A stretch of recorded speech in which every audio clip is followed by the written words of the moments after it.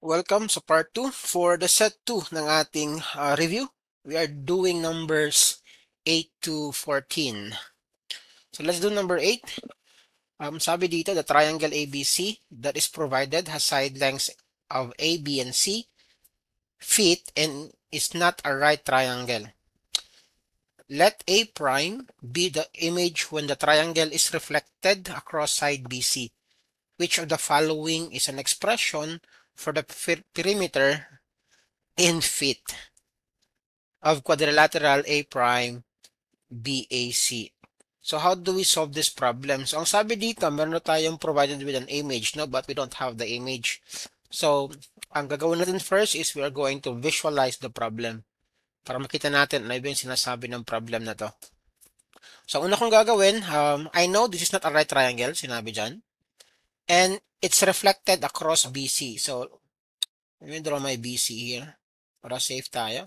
And of course, since ABC yan, ito yung aking A dito. And by convention, ang ginagawa, if this is our angle A, ito yung side A. Ito yung side B, and then ito yung side C. Alright? And then ang sabi, it's reflected across BC. So, yung ating triangle, i-reflect natin dito across BC. Now, remember, when you are reflecting an image, no? The same lang yan na image ang produce, pero ang kaibahan is again, it's now a reflection of the first or the original image. So dito, ang side dito is C, this is also B. So ang sabi, ano daw yung perimeter? So ang perimeter again is the enclosure no, ng ating polygon. So meron kang dalawang B plus dalawang C. So asan yan sa ating choices? That's letter B, right? Yan, letter B. Number 9. What would be the height of a trapezoidal building if at its base it measured 80 feet, its roof line measured 40 feet, and the surface area of one side was 7,200 feet? So, remember, ang ating trapezoid is ganito. Alright? Yung base niya, magkaiba. Dalawa yung base na, right? This is base 1, base 2. And of course, ito yung ating height. So, paano ba sinusolve yung ating area ng ating trapezoid? Diba it's just given by area is height times B1. Bakit I yan? B1, B sub 1 or the first base plus the second base all over 2 or times 1 half. So, pinapahanap sa atin yung height. Yung height. So, alam natin that the area is 7,200. This is equal to height natin.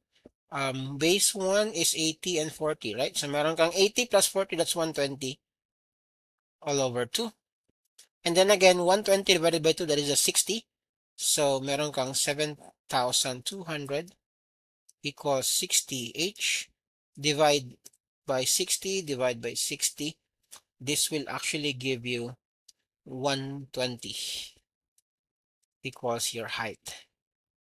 What letter is that? That's letter C. Alright. Number 10. The volume of a cylindrical aquarium tank is 13,565 cubic feet. If its radius is 12 feet, what is its height to the nearest foot? So, yung cylinder natin, ano yung volume natin? Diba ang volume is just the base times the height, right? Ang base natin, yung volume is equal to pi r squared lang yan, pi r squared, tapos height.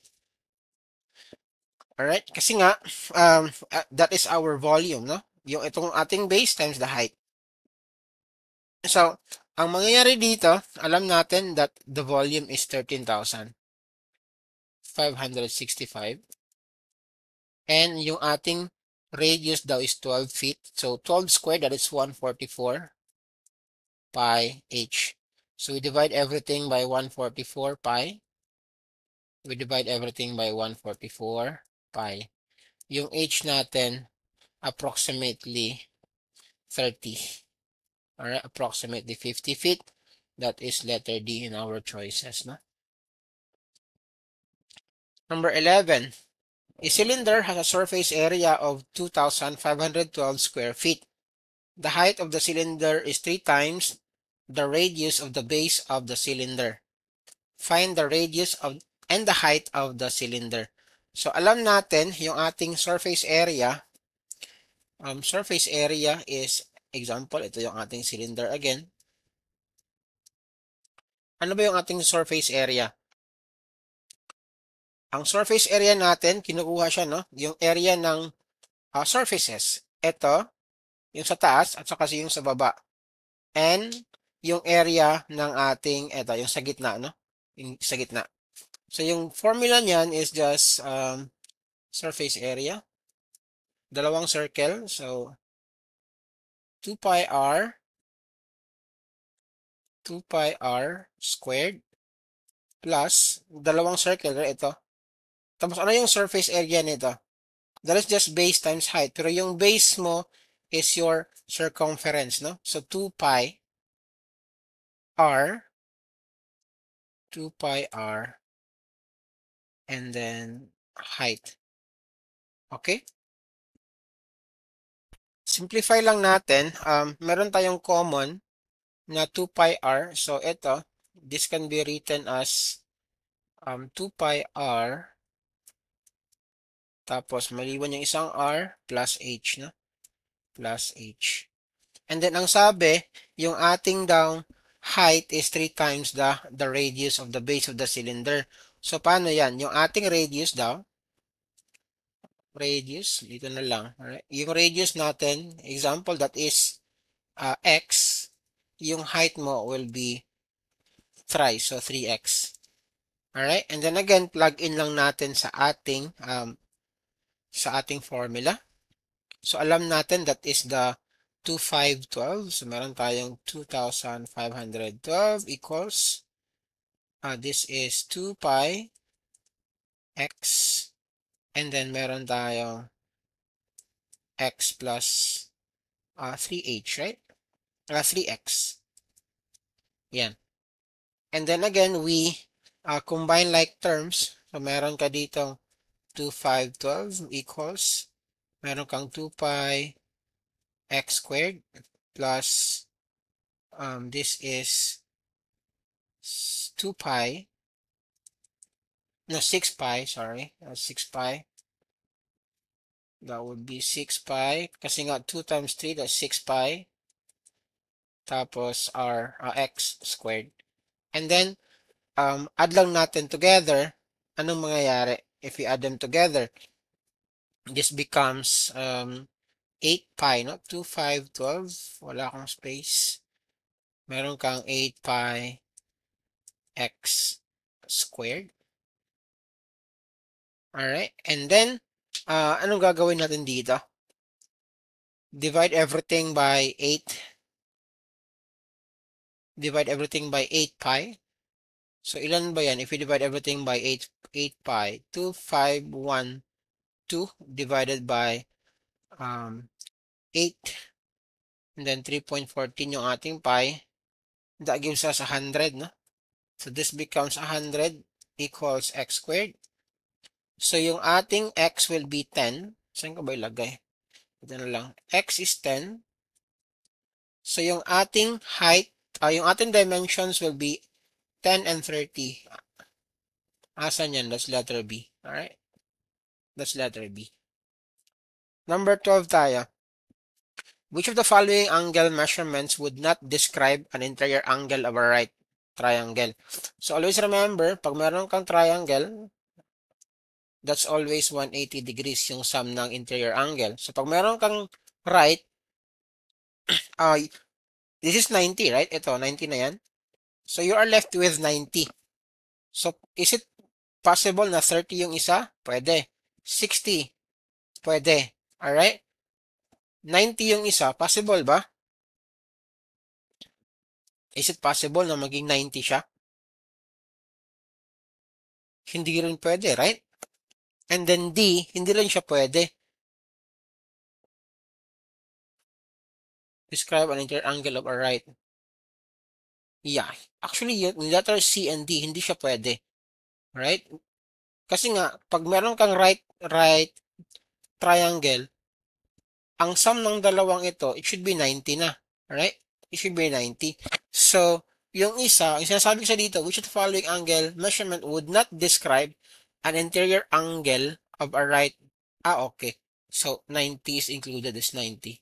My bad. That's letter D. Sorry. So, number 12 is letter D. I misunderstood the problem. My bad. Alright? Kasali pala yung 90. So, hindi pwedeng 100. Pwede siya 90. Bakit? Because again, this is a 90 degree. Pwede siya. Alright. Number 13 tayo. A 20 feet beam leans against the wall. The beam reaches the wall 13.9 feet above the ground. What is the measure of the angle formed by the beam and the ground? Can we solve this without calculator though? Let me try. So, meron kang beam na 20 feet. So, meron kang wall dito. Ito yung wall mo. Tapos, meron kang 20 feet daw na beam. Nag-leans against the wall. So, meron kang beam dyan. Leans against the wall. That is 20 feet. And then, the beam reaches the height of 13. Ito. 13.9 feet. And then, what is the measurement of the angle formed by the beam no, sa ground? Ito. Pinapahanap to actually.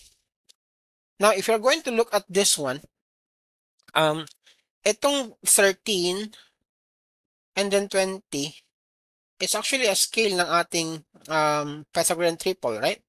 It's a scale of our Pythagorean triple.